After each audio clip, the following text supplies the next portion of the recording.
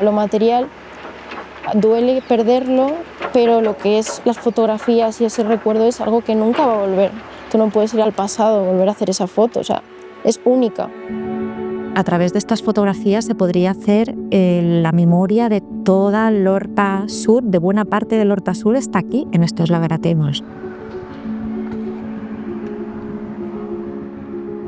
Él es Amado, ella Teresa, mi madre Teresa y mi tío José, que por cierto de la foto no queda nadie.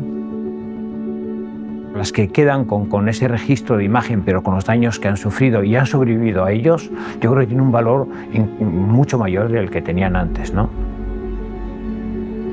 Ese día las casas se llenaron de agua y solo se nos quedaron 2 cuadros. Un cuadro colgado en una casa que era la Virgen de los Desamparados y la foto de boda de mis padres en la otra casa.